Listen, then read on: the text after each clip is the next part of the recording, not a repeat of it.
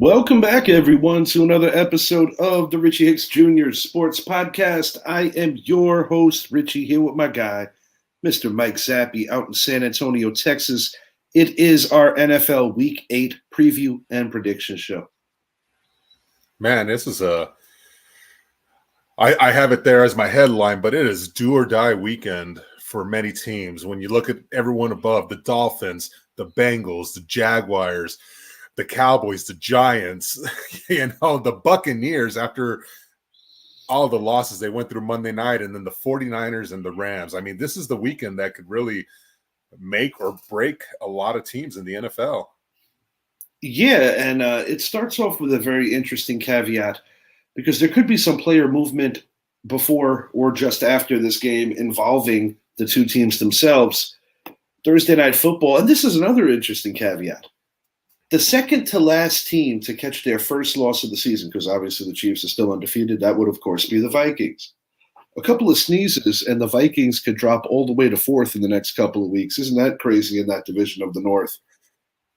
Yeah, I said it 2 weeks ago. I was like, the Vikings were 5-0 at the time. I was like, they could easily go from first to fourth in the matter of 2 weeks, and here we are. They lost a tough game against Detroit. Detroit proving that they are the class of the NFC, possibly the NFL. And Minnesota, they just couldn't quite get that final fight over the top type of deal. And now you have teams like Green Bay and Chicago that are breathing right down their necks. And blink of an eye, tomorrow night, we might be seeing a three-way tie for second. But when you look at the tiebreakers, Minnesota would be in fourth place. Yeah, it's hard to believe, but that's exactly the way you spun it is exactly the truth. We have the Minnesota Vikings traveling to SoFi to take on the 2-4 Rams. Possibility for some player movement ahead or after this game. A couple of names that come to mind, Cooper Kupp, as well as quarterback Matthew Stafford. The Rams have a shot to reclaim their season with a win here. The Vikings suffered their first loss of the season last week, as you already alluded to, against the Detroit Lions. And now you're looking at a situation where you get a Rams team that's getting back Kupp. Kyren Williams, despite the team's slow start in the win-loss column, having a very, very good year to follow up his strong rookie campaign. And, Tutu Atwell has taken full advantage of the opportunity. Puka Nacua is still on the shelf. Kupp's back.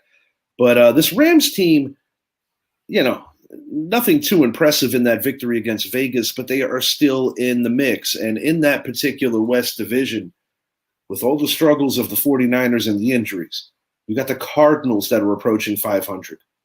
The Seahawks, after looking really bad at home 2 consecutive weeks, going to Atlanta, get a win. This is anybody's division, and the Rams are one of those anybody's. So I expect I think this is going to be a hard-fought game on both sides of the ball. And I think the defense could actually ultimately be the story here. I don't think you're going to see the kind of sitch where either one of these teams are dropping 30 on the other guy's heads. I think this is a game that's going to be played into the low to mid-20s.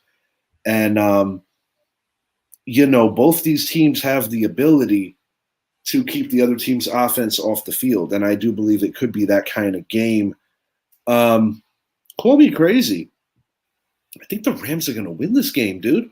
I think the Vikings are going to suffer their first losing streak of the season. I think Cooper Kupp is going to come back and kind of give the shot in the arm that the Rams need in this one. And I like Kyren Williams a lot more in this game than I do Aaron Jones because of the fact that Aaron Jones is still kind of dinged up. And, Aaron Jones has a lot of football miles. Give me the Rams 26-24. I got the Rams winning a close one, a very close game. I don't think the Rams are as bad as their 2-4 record, and I'm starting to wonder if the Vikings are as good as their 5-1 record. Now, granted, it was a very low margin of victory. This North Division could potentially send all 4 of these teams to the playoffs, but I like the Rams for the moderate upset here in SoFi.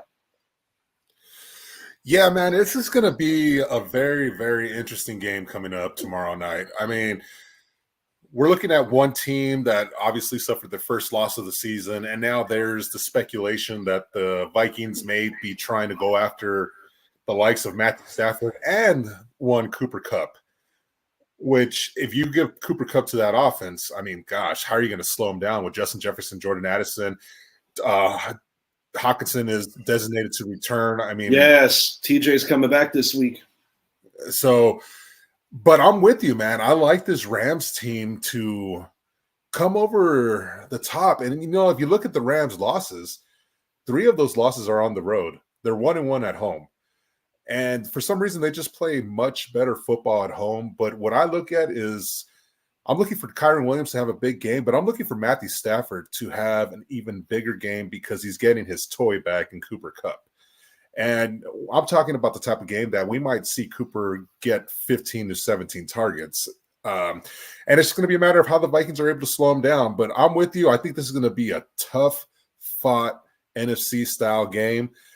I think it's going to be like that from the kickoff till the very end, and it's going to be a field goal to win the game at the end. You have 26-24. I have 27-24. Give me the Rams in the upset, and give me the Vikings to make a deadline move.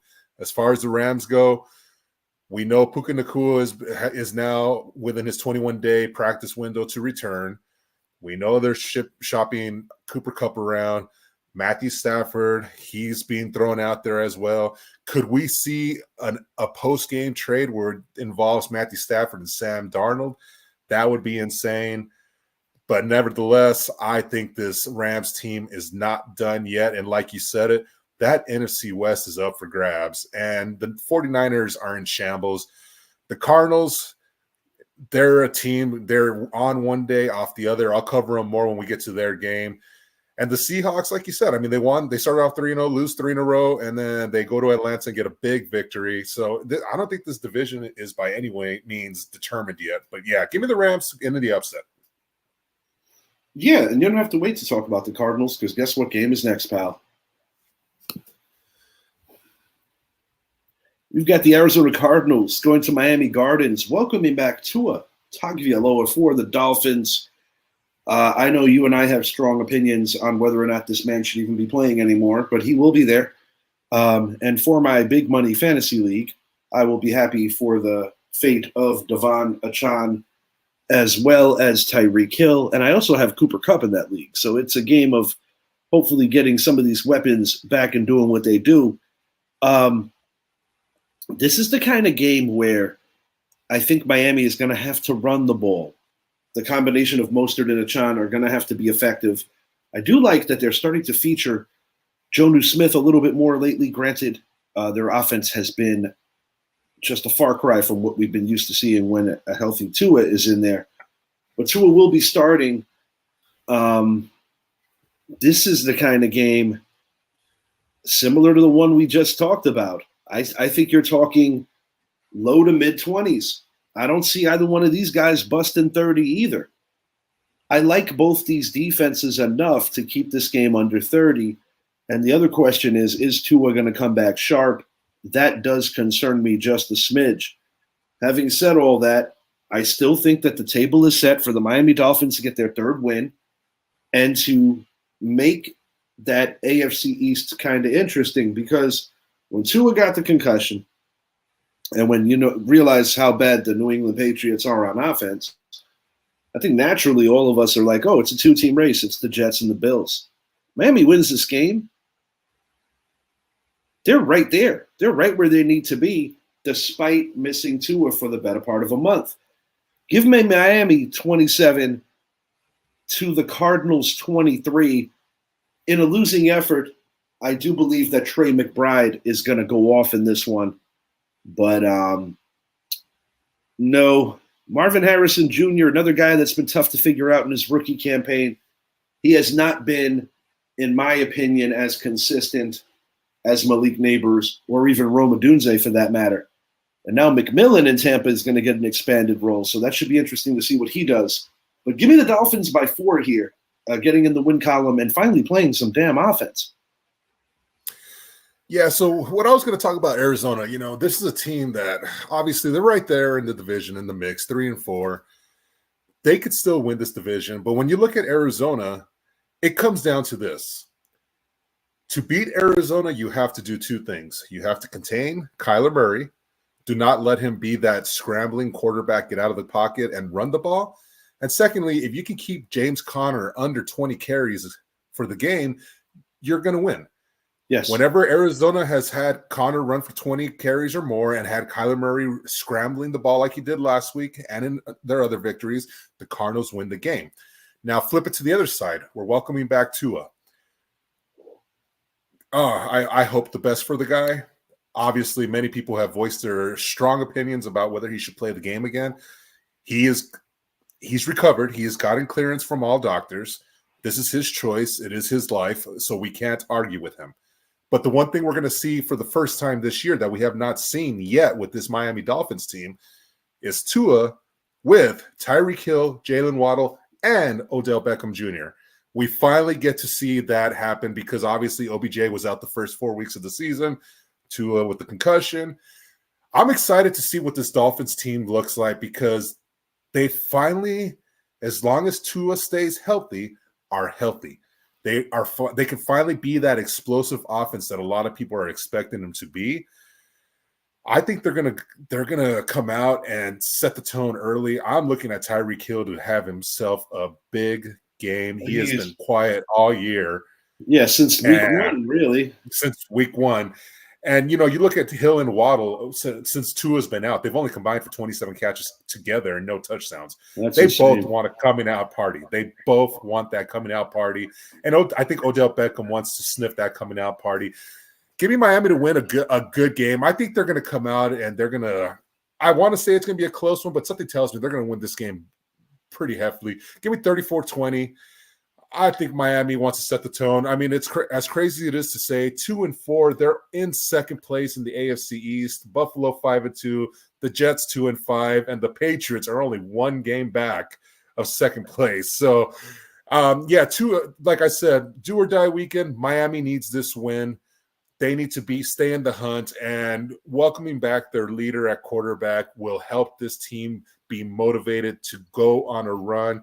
When you look at their upcoming schedule, I mean, Miami can really make noise starting now. And not to mention, they have to go to Buffalo next week.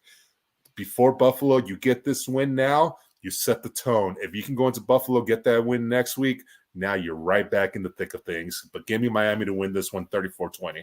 Yeah, and they've had a hard time beating Buffalo. I think it's like 11 of their last 12 or 12 of the last 13, somewhere in that area. But having said that, if they did lose the first one.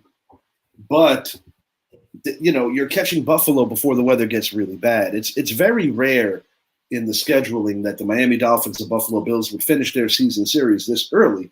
So I'm sure for Miami that's advantageous given that we have well documented their struggles in the cold weather. I got it a little closer than you, Zappy, but it will be exciting to see Tua get on the field with those three weapons. You said Beckham was injured. I didn't realize. I just thought he was still sleeping on the plane.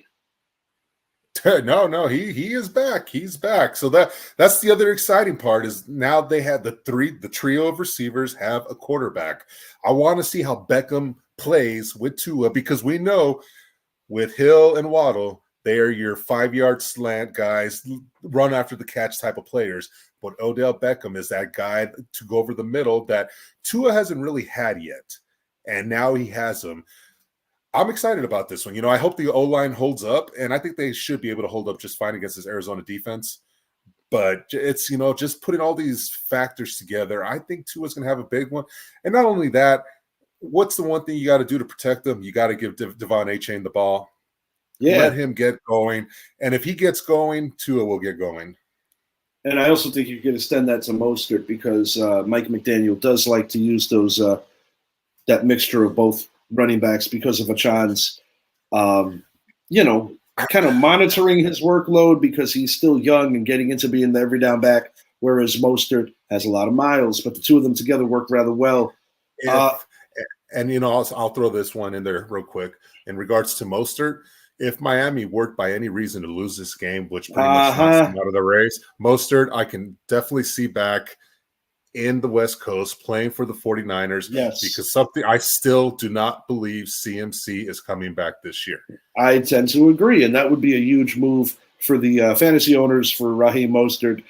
that have not been enjoying the great success that he had last year. You know what's interesting? Christian McCaffrey, Raheem Mostert on the same team when last year they're tied rather, for the most touchdowns in the NFL. That's pretty wacky for running backs. Less notables, these are my picks, not speaking for Zappy. I've got the New York Jets defeating the New England Patriots by 8 in Gillette, and this will be the Jets' third win of the season, second against the Patriots. The Lions in big-time fashion over the Titans, 41-17. The Titans just shipped out the DeAndre Hopkins, and their offense was pretty bad even before it. Tajay Spears has had so much trouble being healthy. And Tony Pollard, once again, another guy that's hard to figure out. One week he looks good, another week he's inadequate. So, they definitely miss Derrick Henry over there. I got the Los Angeles Chargers, and I'm going to call this now. They score on defense once in this game, making life hard for Spencer Rattler. And, I like the Chargers for the dub. Broncos by 3 touchdowns over the lowly Panthers. Bryce Young will be getting the start because of the car accident to Andy Dalton. We are happy that no one in the Dalton family or any motorists were truly injured, thank God. And we have the Baltimore Ravens over the Cleveland Browns, 38-20. I think Jameis Winston gives them just a little bit more credibility at the quarterback position. But this is a team that, in my opinion, should move on from all assets and just burn it down. But I got the Baltimore Ravens continuing their hot streak. Under normal circumstances, this would not be a less notable, but the Browns are just so bad. And after the 2 learning curves that the Ravens took as losses, they have been so much better. So Ravens and Pittsburgh Steelers are both kind of forming into 2 viable contenders to knock off the Kansas City three-peat. Yeah, when I look at all these, I mean, the Jets and Patriots, there's a part of me that wants to take the Patriots. Takes the Patriots, yes. I don't know why. That would be very Jet-like. Very Jet-like. That would be very Jet-like. It'd be very Patriot-like, too. There's just this small part of me that thinks the Patriots are going to win this game. I'm taking the Jets. But if the Patriots win, I will not at all be surprised. And I will enjoy the show because, like I have been saying, I am enjoying watching the failure with Aaron Rodgers and that team. The fact that they fired the wrong head coach, the fact that they keep going to get these players. He's not the player he once was. No. And I've just never loved his attitude. Now, the Lions, they are a team that is one player away on the defensive side from really making noise, or even if they can go out and get a receiver to get Amon-Ra into the slot, they will be unstoppable in the NFC. Chargers, they're right there. Saints, they're in shambles, completely in shambles. Most of their key players are out. They did extend Kamara, which shut down all the trade rumors. Broncos, Panthers, like you said, Bryce Young coming back. Thankfully, it was just a sprained finger for Andy Dalton and nothing worse for him or his family. And the Ravens, I mean, we're only a couple weeks away from the date that's coming, and that's the Ravens and Bengals. Ravens continue their winning streak. I think they get a big victory. I mean, they get another game they should win next week, but in 2 weeks, we get that date that everyone's waiting for, and should be a good one. But yeah, I agree with you all across on this one. Yeah, I mean, the Bengals let them off the hook, and you said in a very funny way, but a very honest way, that the Bengals may have been at the time the best one-win team that you saw in the month of October in NFL history, and they backed up you giving them that praise by winning a game against the G-Men and then getting another victory after that. So now all of a sudden the Bengals are approaching 500. So we're going to be hitting on them later in the show. But yeah, huge offensive output between those 2 teams. And this game here, even with the injuries, I think is going to be a high-scoring burner here. We got the Falcons at 4-3, traveling to Tampa. The winner is in first place. Tampa wants this one in a big way. This is going to be a really, really good game. You got Chris Godwin out for the year, Mike Evans out for a while. Falcons lost due to some self-inflicted stuff, and I will admit, I think they kind of overlooked the Seahawks, and I think they were kind of looking ahead. Yeah. And a big question is, as I already stated, can these 2 teams put up similar offensive production to what they did in the first time? Honestly, I think that even though you're missing Evans and you're missing Godwin. One thing that I admire about this Tampa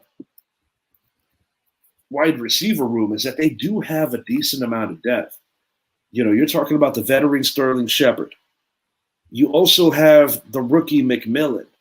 Cade Otton is going to be more involved in the game plan now. And, you know, Bucky Irving has been quite the find. And Tampa still has an imbalanced defense. You can get the ball over the top on them and exploit them in that secondary, but they still have a fierce toughness up front. So essentially, it's what version of Tampa is going to show, because early on in the Ravens game, they were getting after Lamar Jackson. But once Evans, unfortunately, hurt himself on what looked like it was going to be a second touchdown, the air kind of just fell out of the building, and it kind of followed the Bucks. And then, you know, you lose Godwin so late in the game when you're not going to win, and that's just a double whammy. And it might be the last time he ever puts on that uniform, because him returning next year to the Buccaneers is more than unlikely. So, having said all that, keys to victory. If you're Atlanta, you got to run the ball with the combo of Algier and Robinson, kind of lean on Tampa to open up the big plays downfield for Kirk Cousins. But I like the home team here. I think the Bucs are going to hold serve at home. And I think this game will actually get into the low 20s, the low 30s, high 20s. I've got the Tampa Bay Buccaneers just missing 30 points. Give me the Bucs 29-27. And I got the Bucs pitching a shutout in the fourth quarter and making a 10-point comeback. I really mean that. I like the Bucs here. I think they're going to hold serve. I think they're going to show some toughness. Sterling Shepard sighting, Jalen McMillan sighting. The offense is going to be okay, and I expect good things out of Baker Mayfield here. I think Kirk Cousins is going to be the guy that continues a few more mistakes that we saw in the previous week. And then that begs the question, if they start slumping out, will you see a Michael Penix sighting? Is it too early for that to happen? I don't know. But if Cousins struggles, I do think that he might be on a shorter leash than people realize. It was 10-0. It was 10-0. Everything was going good for the Buccaneers. And, of course, that Mike Evans injury changed the whole trajectory of that game. You know, Baltimore did score. It was 10-7. I'm sorry. They were ready to go up 17-7. Mike Evans goes out. Baker Mayfield throws an interception, and everything just changed real quick. Fast forward to this week against Atlanta. If there's one thing that worries me about the Buccaneers is this. They're struggling at times to stop the run. Derrick Henry obviously had a humongous fourth quarter. Yeah, he did. But can you slow down Bijan? Can you slow down Tyler Algier? As far as the Bucs go, you know, normally I would say, yeah, they should be able to hang in there for a high-scoring game. But to me, this is a game where you need to slow it down and utilize the likes of Rachaad White, Bucky Irving, and Sean Tucker to give themselves a fighting chance and keep this a lower scoring game. I think if it turns into a shootout, that it'd be too much.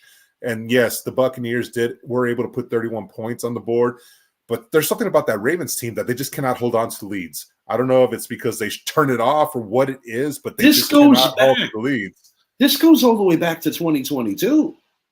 Mm-hmm.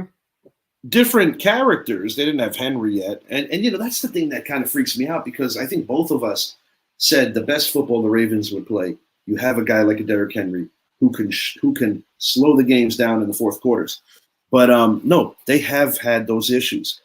A couple of years back, one game that stood out was Miami. Another one was that game they lost to Buffalo, the game they lost to my team. The only game that Lamar has actually lost to the NFC. But I just have a funny vibe that Sterling Shepard is going to turn it back a couple of months and a couple of years on this one. I like the Bucs here, but the Falcons have been curiously inconsistent in their own right. So this is a game where lots on the line. It's only a midseason game, but lots on the line here. It's a midseason game. Obviously, they're tied for first, but the Falcons do have the tiebreaker because They did pull off that victory a couple of weeks ago with Kirk Cousins leading them down the field to set up the game-winning field goal. I kind of see it the exact same way this coming week. I have it actually a little lower scoring than you do. I think it's going to be a good defensive game. I think the Buccaneers not having the Mike Evans or Chris Godwin is going to hurt them, obviously. Yes, McMillan and Sterling Shepard could come out and have themselves big games, but I think this is going to be a much slower pace type of game. But I think that the Falcons are going to win this one at the end, last-minute field goal. Give me the Falcons to win 23-20, take sole possession of first place and a commanding lead in the division. And, I said it last week, the Bucs season to me is over because it's hard to overcome the loss of two players. And not to say Mike Evans is out for the year, but we're looking at him being out for at least 4 weeks. And in the next 4 weeks, they could completely fall out of the race in the NFC playoff picture. And here's the other thing about Chris Godwin. Sir, do yourself a favor. Do not enter your contract season without a new contract. This was a contract year for him. He dislocated his ankle. He had to have season-ending surgery. His last contract year, he tore his ACL. Season over. So if there's one thing about him is contract years, he's going to get hurt. I hate saying that, but no.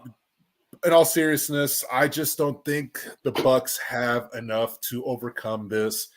I think the Falcons are the better team. I thought the Falcons were the better team before the injuries, and I still think they're the better team after the injuries. So yeah, give me the Falcons in a low-scoring 23-20 type of game.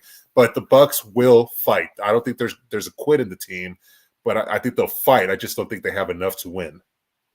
I'll tell you, it's nice to see Todd Bowles getting that second chance after I thought he was shafted by the Jets. And, I think he's done well with it. Green Bay in Duval taking on the Jaguars, the 2-5 Jaguars, the 5-2 Packers. Packers could be in first place or have a share of it at day's end. The Jaguars offense finally woke up overseas against the New England Patriots. This is a trap game. This is a game that the Packers cannot overlook because this is like one of the midseason games where the Packers could be privy to looking ahead. But honestly, I just really love what their defense is doing and the way that they are able to stop drives by just ball hawking, initiating,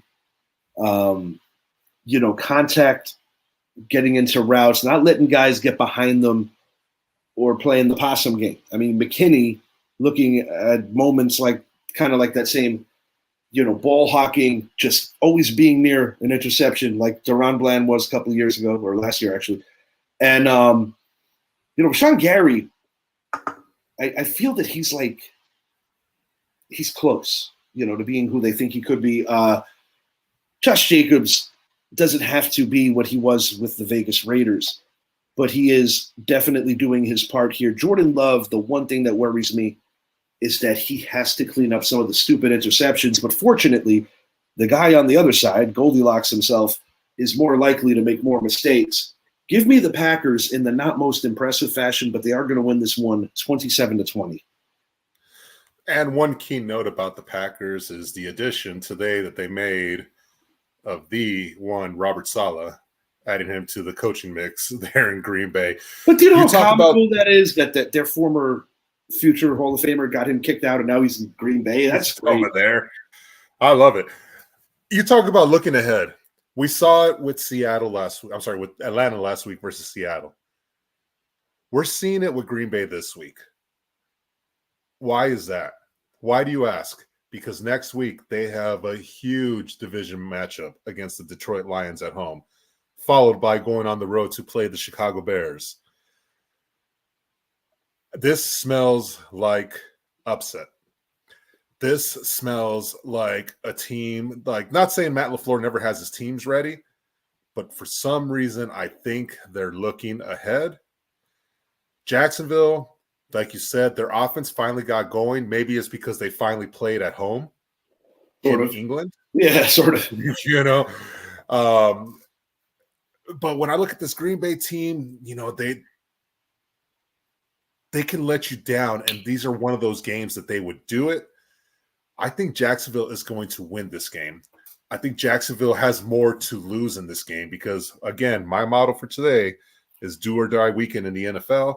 The Jaguars know if they lose this game, that puts them at 6 losses, meaning, and that we all know the number is 10. 10 wins, and you're probably in. You mean to tell me that they're going to go 8-1 the rest of the way to get into the playoffs? I don't think so. Jacksonville needs this game a lot more than Green Bay does. No, they're going to go 9. They're going to go 9-0. 9-0.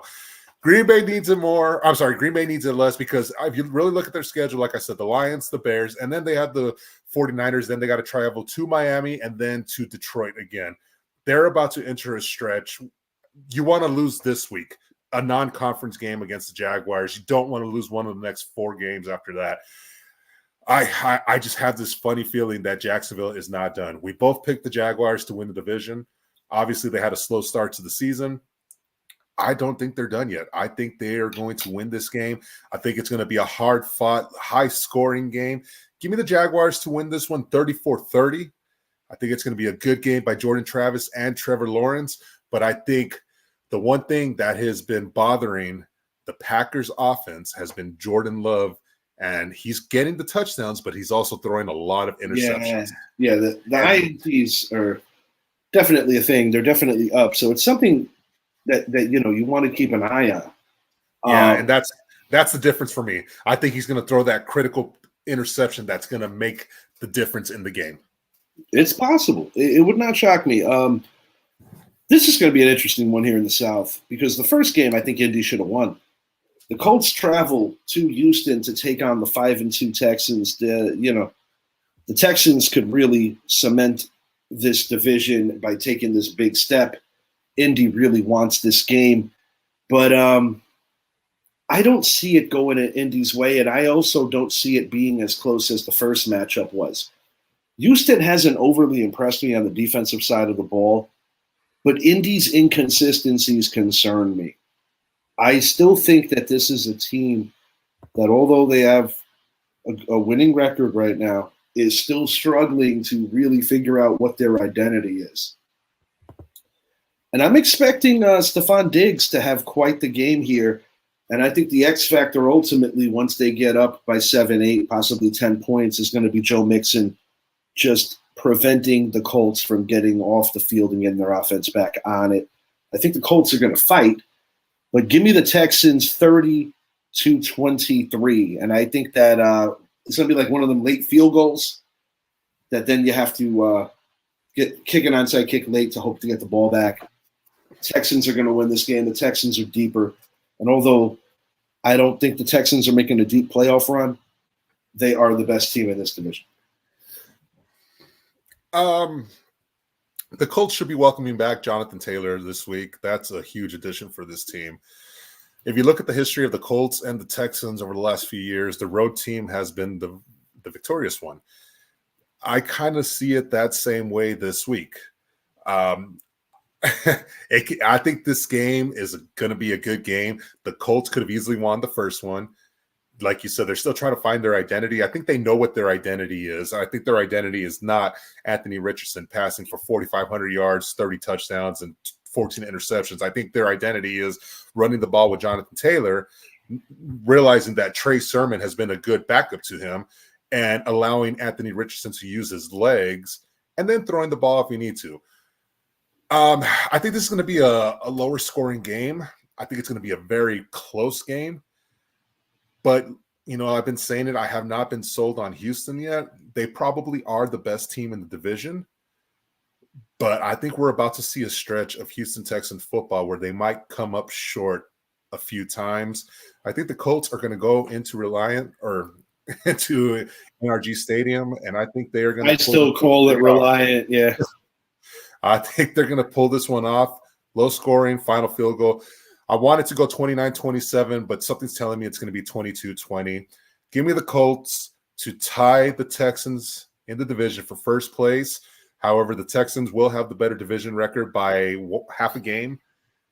It's going to be I think this division is only going to get tighter. I think, like I said, I think the Jaguars win. I think the Colts win. I think the Texans lose. This division is going to get interesting here in the next couple of weeks. No, it's going to be interesting. That's I like it. I'm calling it now. Highest scoring game of the week. The Buffalo Bills going in front of the 12s to take on the Seattle Seahawks. It's hard to believe that the Seahawks could potentially lose a third consecutive game at home. But that's exactly how I have this thing going.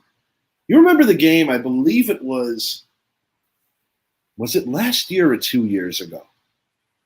I think it was last year, where there was that massive shootout in Texas. And it looked like the Seattle Seahawks played their game of the year on offense, but yet they still came up short and lost to your Cowboys. I think That we're was looking 2 years ago. 2 years ago. I think we're looking at a similar shootout game here. But you don't want to get into the shootout with Josh Allen. What I love about this Buffalo depth is that now, after you saw what you had the 1 week that James Cook. It was last year. Sorry. No, it's okay. It's okay. A lot's happened since then. Yeah. James Cook did not play 2 weeks ago. And Buffalo was able to see what they have behind him.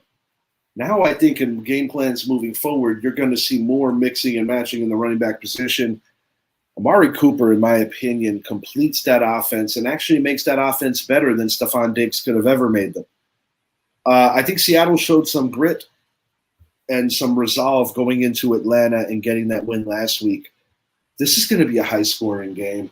I've got the Buffalo Bills winning this thing 41-33. There's going to be a lot of points on the board in this game. And I think Josh Allen is going to really have himself quite the day in fantasy. If you're like in a waiver wire situation and you're not feeling all the way good about whatever, in deeper leagues, you might see Geno Smith available. I think Geno Smith's going to have a good fantasy day. But I like Buffalo 90% of the time when they get into these kind of games. I think it's going to be that kind of game. Yeah, I'm right there with you. The last time the Bills played an NFC team this year was week 1 against Arizona, and we saw that was a high-scoring affair. The only difference was that game was in Buffalo. When I look at Buffalo, I look at what's coming up, and again, like I was talking about the Packers, I'm going to talk about the Bills the same way. They have a tough stretch of games coming up, and that being Miami, Indy, and Kansas City, and then, of course, the 49ers after that. If you're going to lose a game, this is the game to lose. If you look at Buffalo on the road, they have 2 losses. They're undefeated at home. Seattle, they woke up. They needed to, and Seattle knows right now, through 7 weeks, they control their own destiny now. They control their destiny. And yes, I agree with you. I think this is going to be a high-scoring game. I think it's going to be a fun game to watch. But I think the difference in the game is I trust Seattle's running game more with Kenneth Walker than I do with Buffalo and James Cook. And I think that is the difference. I think Kenneth Walker is going to have himself a very, very big game. When I say a big game, I'm gonna go out on a limb and say he's going to rush for 152 yards, 2 touchdowns, and he's going to be the reason why Seattle wins. Give me Seattle to win this one. They beat Arizona 34-28. They're going to lose this game 34-28. All right. I mean, neither outcome would shock me because we both have it going into a high-scoring place. The only reason why this game is not in the less notables is because you have to talk about the defending world champions 2 times over. The Las Vegas Raiders, they're in a bad place. I feel bad for head coach Antonio Pierce. I hope the organization backs him the right way because I think that he is a good coach. But, yeah, unfortunately, you're right. He is gone. The Chiefs are last NFL's unbeaten. Now they add DeAndre Hopkins to the mix. He is definitely looking for that elusive Super Bowl victory. The Raiders, over the course of the last couple of years, have had a propensity for being a shock upset team against the Chiefs, but this is not one of those times. I think the Chiefs could come out, play flat, and still beat this team by 2 touchdowns, and that's actually how I got it going. Give me the Chiefs. I'm going to go 27-13. 27-13. I don't think it's going to be the best game the Chiefs ever played. I think they might even get bored. And this might be the last time you see Max Crosby in a Raider uniform, as he is going to be on the move, in my opinion, possibly to Detroit. But he will not be a Raider after this week. the Raiders are in full tank rebuild mode at this juncture. And even their quarterback situation is all out of whack, too. So Davante Adams got out of there to leave one smoldering pile of shit and to go to another one.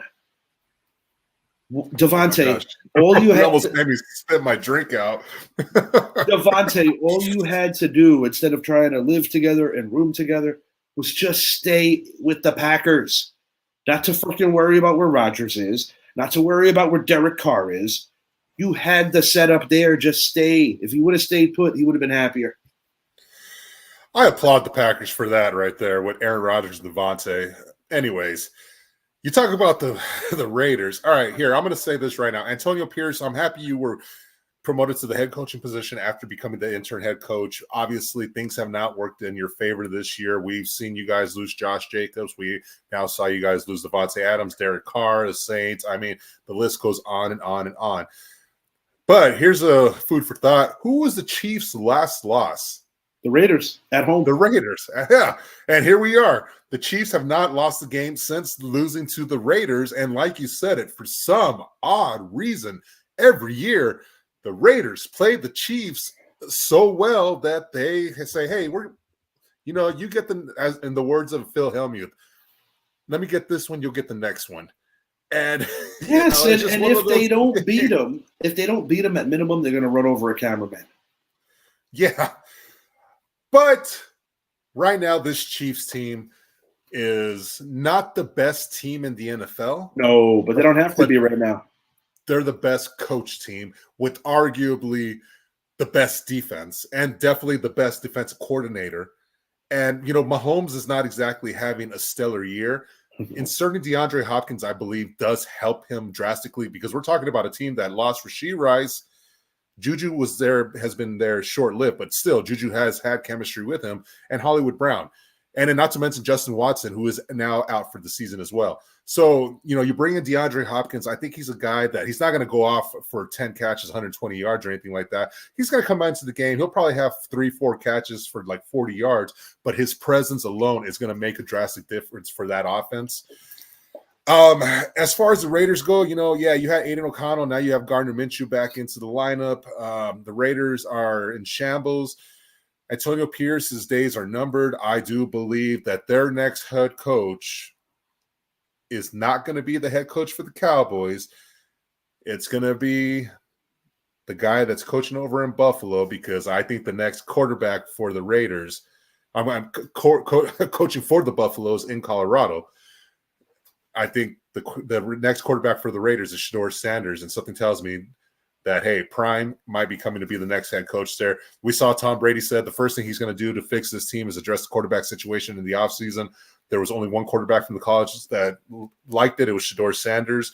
I think there's ties there, obviously, there was a lot of Giants faithful there at one of his practices recently, but there was also a few for the Raiders. It's a matter of who finishes with the worst record. Right now, I'm going to say the Raiders do. But as far as this game goes, look, the Chiefs, I picked them to three-peat. They are playing great football, team football. They're not blowing people out, but they're finishing games. And in the NFL, that's what you need to do. You have, what was it, 27-13? Yes. I like that score. Give me, you know what? I'm going to one-up you. Give me 27-16. I think the Raiders get one more field goal. But this Chiefs offense, I mean, where everyone's waiting for the Kelsey effect, he doesn't need to do anything right now. No. That defense is doing everything they need. He's at that level where Gronk was towards the end, where he doesn't have to be a stud every week, but he's going when it's time, he's going to know. Yeah. And, I think the addition of Kareem Hunt has been phenomenal for that team. Now you bring in DeAndre Hopkins. This Chiefs team, when you look at their schedule, when is their next loss going to be? The only other game I could think of is in 4 weeks. 1, 2, 3, 4. When they travel to Buffalo. After that, I don't see a loss on their schedule. Maybe when they travel to Pittsburgh week 17. But this Chiefs team, I said 14-3 or 15-2 before the season started. They're well on their way to being that number one seed in the AFC. Again, defense wins. That defense is playing phenomenal football. And while Mahomes is making mistakes, the defense is making up for those mistakes. Like I said, 27-16, give me the Chiefs. They finally beat the Raiders on the road, and they continue this winning streak. All right. Mr. Nast is going to be in the building for this one. The 4-2 Philadelphia Eagles, the 3-4 Cincinnati Bengals. I think the Bengals need this game more. I don't think the Eagles are as good as they looked against the Giants. I just think the Giants' offense is that bad, but the Bengals' offense is not bad. They're actually quite good. I think Joe Burrow is going to exploit that Philadelphia secondary. Zach Moss, not a great game, but a serviceable one. But I'm looking for T. Higgins and Jamar Chase to eat in a big way. This does have the makings of another game that could potentially be a shootout. But I got the Bengals winning this one 31-24. I got them winning by an even touchdown. And this is just a game that I think they need a little more. And I'm not sold on Philly's defense. I'm not sold on a lot of things there, but I do expect another quality game out of Saquon Barkley. You know, we were talking a little while ago about Cooper Kupp and the Vikings. Yes. I think the Bengals are a team to watch out for. Mm-hmm. And I'm going to give you a couple of reasons why. All right. This offense has been great. You know, obviously we know that Boyd's not there anymore, and that's been a bit of a void. No pun intended there. That was, see what I did? The void of Boyd. The void of Boyd. But when I look at this Bengals team, if you insert a Cooper Kupp into this offense, it solves two things. One, it brings a third receiver into that offense that is going to be hard to cover because we already know 1A and 1B is there in Jamar Chase and T. Higgins. But if you bring in 1C, oh my God. And not only does it solve another issue, this is the issue it solves. The Rams have said they're willing to move on from Cooper Kupp and also willing to take on his salary. The Bengals, T. Higgins after this year, Cooper Kupp after the season has 2 seasons left or 2 years left on his contract. And I think they're $12 million and $14 million cap hits. That works in the Bengals' favor. You lose one, you gain another. That's the way I look at it, why I want to see the Bengals go after a Cooper Kupp, because this Bengals team, a few weeks ago, I said best 1-5 or 1-4 team in NFL history. Now they're back in the thick of things. And as I said, do or die weekend. That's my theme. I'm going to stick to it. Do or die weekend. Bengals are one of those teams. If they lose this game this weekend, they are pretty much out of the picture. It's going to be hard for them to recover because we see how good Pittsburgh and Baltimore are doing in that division. All right. As far as Philly goes, yeah, Saquon had himself the 187 Murderer Row last week in New York, quoting Mr. Idris Salam there. He could have broke his personal record, decided not to. He's let the young ones eat. But I'm still not sold on this Eagles team. I haven't been sold on them yet. You beat the Giants. Good job. Win this game. Win this game. Don't fall behind another game to Washington. Win this game. If you can go into Cincy and win this game and go 5-2, then I'll start believing in you. But until then, I'm taking the Bengals. I'm taking the Bengals to win this one 31-27. I think this Bengals team is finally getting their groove. Per usual, slow start, strong finish. And I think they're well underway. That they're only, like I said, a couple weeks away from playing Baltimore. Since he has another winnable game next week, I think we're gonna be getting ourselves a taste of a big game in a couple of weeks with Cincinnati and Baltimore. It's gonna be one that the Bengals are gonna really need. Normally we go in order, but I'm going to blow through this really quick. If Zappy wants to go as quick with his Cowboys, he has the right to, because I want to save the last 5 minutes for Chicago and Washington because of the potential quarterback matchup. Potential. Daniels has a rib thing happening right now. Monday Night Football, short, sweet, and simple. Maybe not so sweet. The New York Giants are going to get pummeled by this Pittsburgh front seven. No Andrew Thomas, no motherfucking chance. Give me the Steelers 30. Give me the Giants 6. Next game. TJ Watt is saying, Coach, put me on the right side, please. There's only one thing I want to say. Only one thing. If the New York Giants keep marching out Daniel Jones, he will get injured, and they will be sorry. Bench his ass. I don't care if you put in Tommy DeVito. I don't care if you put in Danny DeVito. I don't care if you put in Drew Lock. I don't care if you put in Andrew Luck. Just not him anymore. Get him the fuck off my team. Zappy, your Cowboys are up. Hey, wait, let me say something about Pittsburgh and the Giants. Let me build you up the way I did last week. We're talking about Cooper Kupp. Pittsburgh, go get yourself Cooper Kupp. I said it a couple days ago. If the Steelers can get Cooper Kupp in this offense, they have set themselves up for a long run in the AFC playoffs. A long one. I still think they're the better team in the division between them and Baltimore because Mike Tomlin has their number. And you know Lamar Jackson's number. And you know who you could tell that to? Our man, Chris Dixon. Chris Dixon. And I've been saying it. I've been high on the Steelers. I'm always high on the Steelers. And I'm going to continue to be high on the Steelers. Now to this game. Yeah, I don't think it's going to be Pittsburgh 27-13. They're gonna win. They look scary. Yeah. This is gonna be horrible. I'm gonna watch it because I'm a fan, but I already know. But Chris, in addition to you're gonna see that the Steelers are more than relevant. I'm still waiting for my congratulations on these guys winning the East and actually coasting through. All right, Sunday Night Football. Winning the East. You guys took the AL pennant. I was kind of being facetious about hey, how I haven't heard from Mr. Dixon for a while. The Dallas Cowboys travel to Santa Clara against a common foe, a familiar foe, the San Francisco 49ers. This game is not what we thought it would be when the schedule dropped. Dallas missing so many key components to what made them a very good team the last few years. San Francisco's missing your Madden cover boy CMC. Ayuk, after getting paid richly, he's injured. They have all kinds of issues on both sides of the ball. It might not hit the same way for Cowboys fans because this is a team that has had your number for quite a while now. But I think the Dallas Cowboys are going into Santa Clara, even without Micah. And I think they're going to get a quality victory here, similar to how you guys beat the Steelers a couple of weeks back. Dallas feels very comfortable on the road. It's in front of the mass population in Arlington where they are not winning. But I do like the Cowboys to win this thing. Give me the Cowboys 26. Give me the 49ers 20. 49ers still struggling to score as many points as they need to. I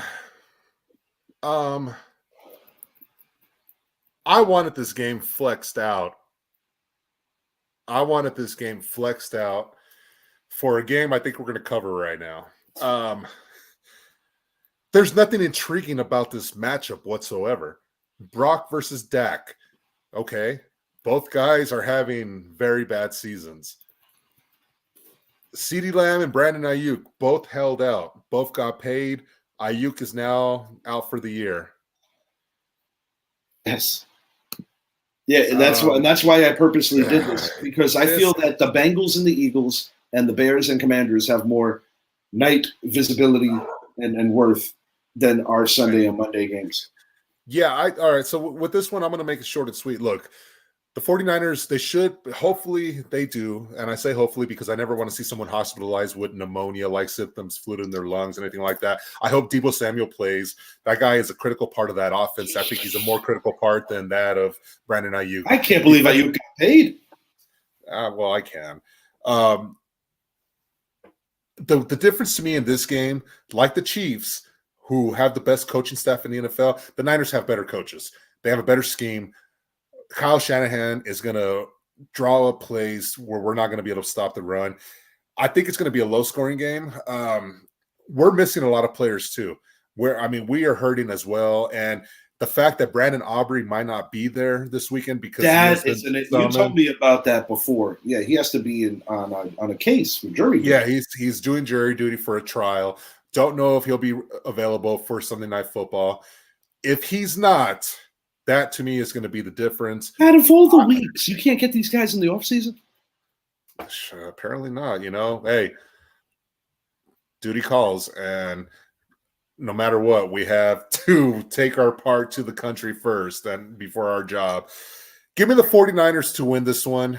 I want to take Dallas. I really do, but even though with us coming off the bye week, I don't trust our coaching staff right now. I don't trust Mike Zimmer. I don't trust Mike McCarthy. I don't trust Jerry Jones. I don't really trust anyone on our team right now. And yeah, as far as the score goes, 24 to 24-20, 24-20. Give me the Niners to win this one by 4 points. All right. Final game. Did this on purpose. Got the Bears traveling to Washington. 4-2 Bears, 5-2 Commanders. Last time these two teams played, if I'm not mistaken, was right after we lost Dick Butkus last year. And I do recall the Bears going in and having a very inspired victory. Fast forward a year later, Jaden Daniels, I think he's going to play despite the rib situation. And that's the matchup we want because this is the 1 and 2 picks. And I do believe that the marketability for these two young men is going to be comparable to what we saw between Tom Brady and Peyton Manning. I think the Bears are a better team right now, but I think Jaden Daniels is the better quarterback. I don't think home field means nearly as much. I don't. I like the Bears to go in there for a second consecutive year and get the road dub. I think there's going to be some points on the board in this one too. Give me the Bears 33. Give me the Commanders 27. Give me overtime. Yeah, this is a very interesting game because honestly, like I said, this is the game I wanted to flex to Sunday Night Football. They did flex it to Sunday game of the week at the 325 game. So, that's good that they're still going to get recognized. But if Jaden Daniels is not there for the Commanders, not saying Marcus Mariota can't do it, but that really changes the whole complexion of this game. It really does. And, while last week Washington with Marcus Mariota looked great, remember, that was against Carolina. This is a much better Chicago team. This is a team that is right there in the thick of things. Right now, the NFC North is the class of the NFL. Chicago started off slow, but their offense is finally clicking. And when I say clicking, they are clicking. The Commanders have shown two things, or they've shown this. Against bad teams, they win the game. Against good teams, they've lost the game. They lost to the Bucks. They lost to the Ravens. The Bears are actually a good team. I'm saying that. Did I just say that out loud? You made it too because they finally found their quarterback. And as much as you and I, as Irish fans and just fans of the game, are not necessarily the biggest Caleb Williams guys, he has been growing as a player this rookie year. And we're seeing it.